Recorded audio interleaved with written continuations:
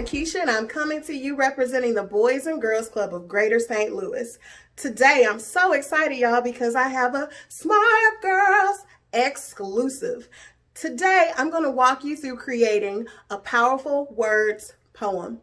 Powerful words poems, or PWPs, are ways that we can promote positive self-talk. That's right. Encouraging ourselves before we face each and every day. And it's important that while you're energizing yourself for the day and making sure that you're enthusiastic about what you're going to face as you walk out the door, you have your own mirror. And this mirror is meant for you to look at your beautiful face and recite your powerful words poem, or PWP. So this lesson is going to be done in 2 sessions. So the first session is all about having a poetry refresher, making sure that your writing is tight and your poetry skills can flow.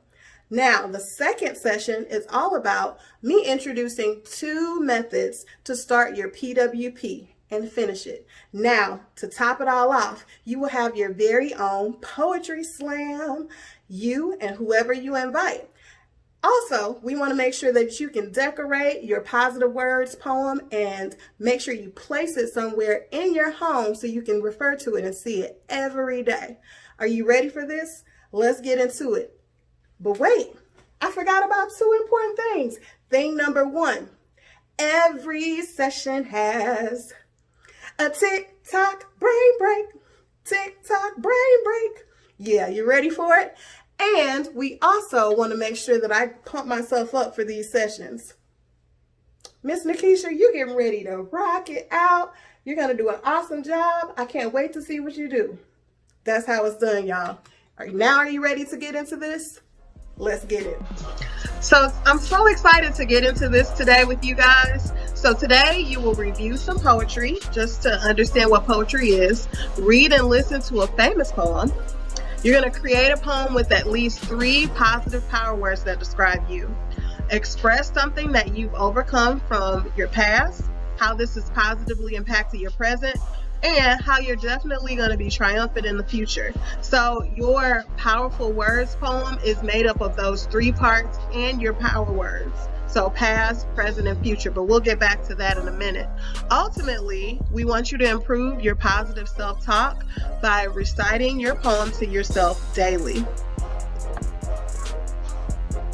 The materials you'll need today will include pencil and paper, maybe some color pencils or markers, so you are going to actually be able to decorate a nice poster that's going to help you remember your poem. You're going to put that in a conspicuous place. Yes, conspicuous, a little vocabulary for you. So you're going to put your poster of your PWP in a place where you can see it each day. So we're going to create that poster with these letter decals.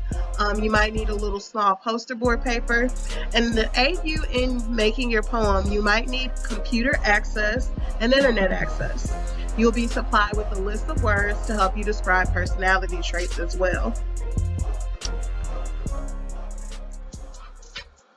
Just to give you a taste of what a powerful word poem can look like for you, I'll read Chaos Is Not My Legacy.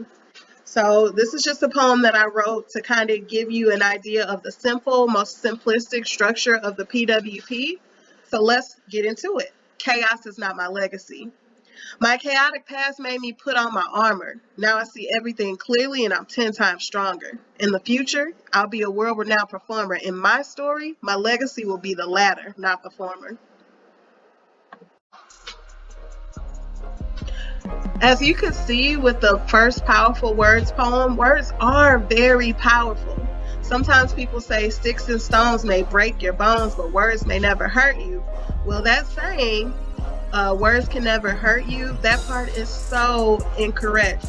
We know that words have power. They can make you feel energized and happy to go about your day. They can make you cry, laugh, feel sympathy, or feel pain or shame. The idea behind these PWPs is we will take some of the pain and the things that you've overcome in your past, look at your present as how your past has kind of armed you for the future, and your future is going to be triumphant. So that's kind of the framework that we're working in. Of course, you can make variations to your PWP so that it's slightly out of that framework, but this just gives you an opportunity to get creative, but gives you an idea to start writing. So how have you used your words lately? That's my question for you. Have you used your words to make people angry, whether intentionally or unintentionally? Have you used your words to make people laugh or smile? Have you used your words to help people make peace when folks are fighting?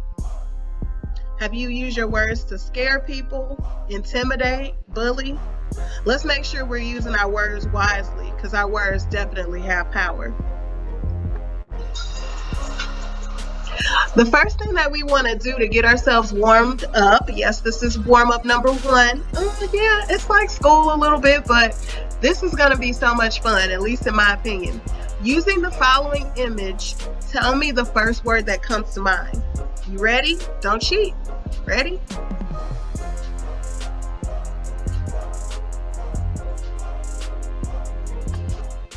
The word that came to mind for me while looking at the previous picture is the word illuminated. I looked at those beautiful stars in the sky, and it just made me think about how at nighttime the stars provide natural light in an otherwise dim picture. So what were the words that you guys came up with? Share them in the comments section. Warm up number 2, dose. Warm up number 2. Using the following image as your subject, write nonstop for 1 minute. You might have been introduced to this writing strategy before. It's somewhat of a free write where you try not to pick up your pen or pencil for the entire minute. I am going to time you. I'll let you know when you have a little less time left, but try your best to take a look at the image and write about it nonstop for 1 minute. Are you ready? All right, go.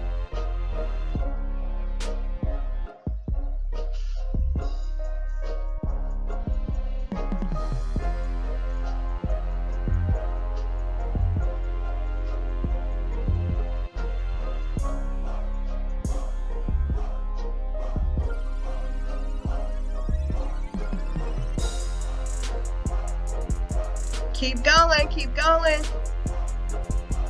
You got 30 seconds left.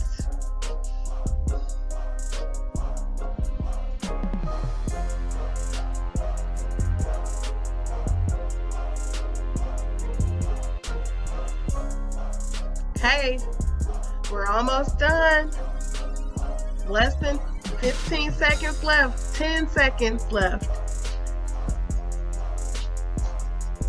5, 4, 3, 2, and 1.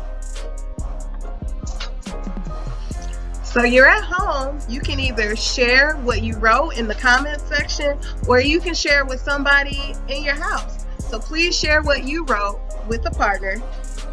Does anyone want to share with the entire group?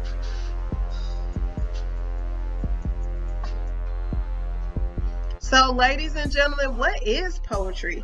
According to the Britannica Kids, Encyclopedia Britannica, poetry is a type of literature or writing that is artistic writing that attempts to stir a reader's imagination or emotion. So all of you guys with those big imaginations, let's see what you got. The poet does this by carefully choosing and arranging language for its meaning, sound, and rhythm. And I'm so excited because part of the thing that I like about poetry the most is just the rhythm and the meaning behind every single word. So we're gonna get into this poetry thing so that you can write. Ladies, just to make sure that you are fully participating in this experience and our poetry refresher, I've included 2 links down in the comments section.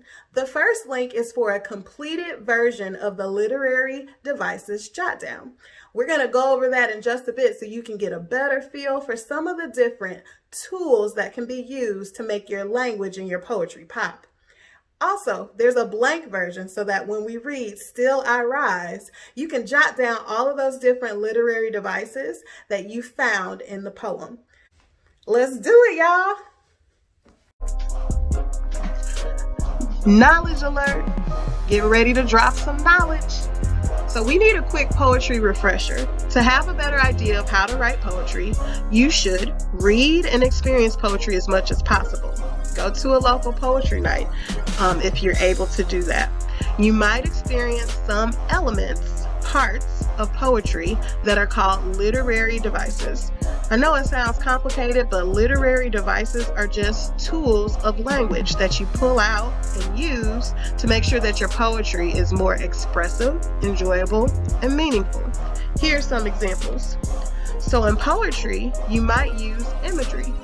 Imagery includes words or phrases that create mental images or appeal to the senses. So see, touch, smell, hear, or taste. Here's an example.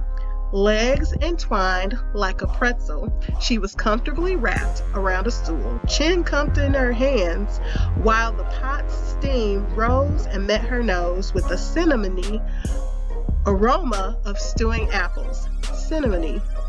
Repeat that 5 times fast. Rhyme scheme. Now, rhyme scheme is one of my favorite parts of poetry. It's placing rhyming words at the end of lines of poetry so that it maintains a certain rhythm. Now, rhyme scheme and rhythm are related. They're not exactly the same, but let's check out this example. I can't help but fantasize about a world where Black men aren't criminalized. Men indiscriminately live criminal lives, so miss me when you don't individualize. He's more than what meets the eyes. I know it's hard to rationalize, but we victimize the victim. Misunderstand the generational scars of discrimination that are still with him. That's from one of my poems that I wrote. It's called Black Mother's Blues. Maybe I'll be able to share that at a later time. Alliteration is another type of literary device. Alliteration is repeated beginning sounds of words, which could be with consonants or also with vowels. And consonants being repeated sometimes is called consonants. So here's an example. The presence of a Black president doesn't set precedents. People propose that this is where the proof is. So you hear the P sound repeated over and over and over again. Another literary device is metaphor. It's a comparison between two subjects using the characteristics of one subject to describe the second subject. So a lot of times people call it a comparison without using like or as.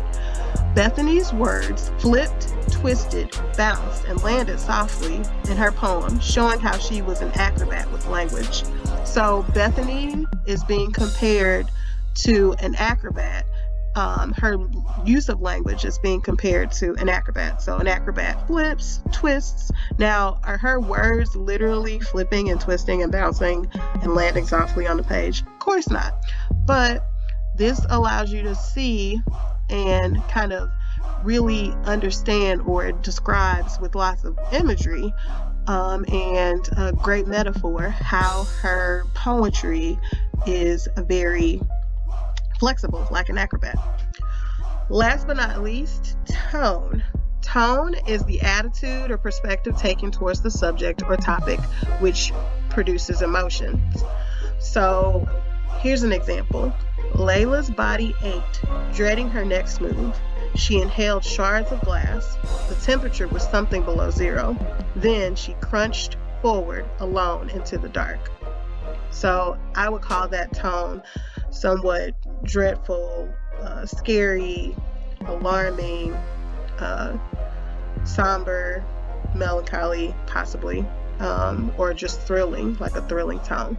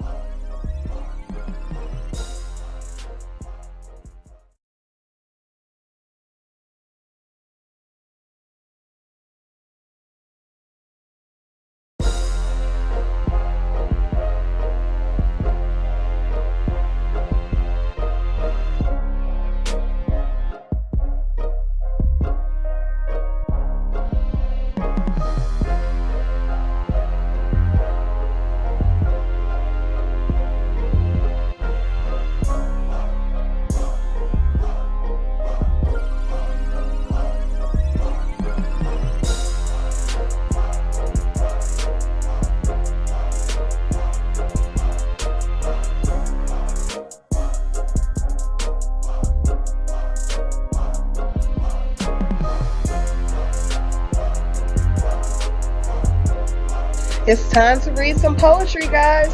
So, can you spot any alliteration, metaphors, or imagery? Identify part of the rhyme scheme, and you can also tell me what sort of tone this particular poem has. I don't know about y'all, but Still I Rise is one of my favorite poems, and it is by an amazing author, the late, great Maya Angelou. I'm going to read the poem, pay close attention to all of those different literary devices, and jot them down. Still I Rise by Maya Angelou. You may write me down in history with your bitter, twisted lies. You may trod me in the very dirt, but still, like dust, I'll rise. Does my sassiness upset you? Why are you beset with gloom? 'Cause I walk like I've got oil wells pumping in my living room.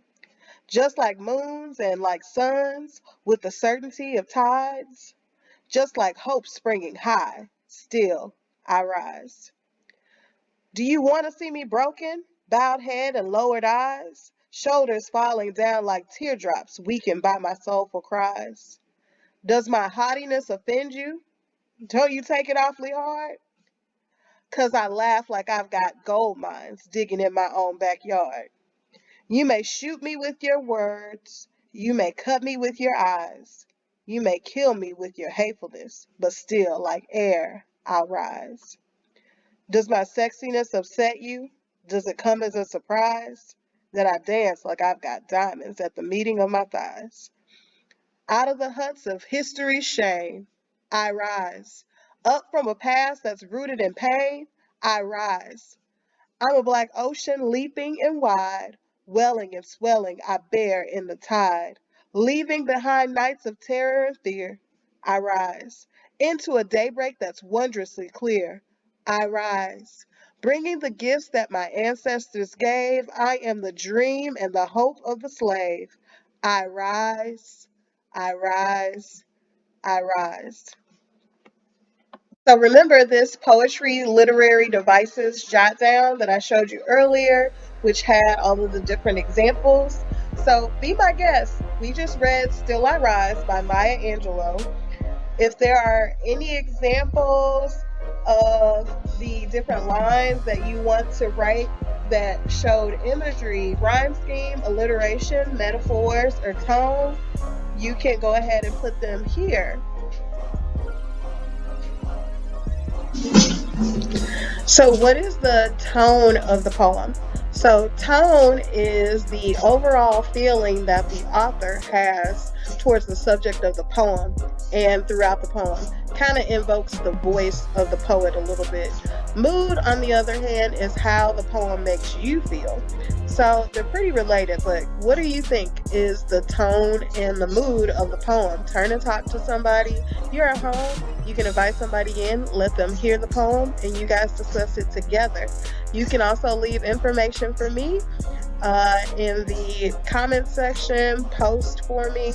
Thanks so much.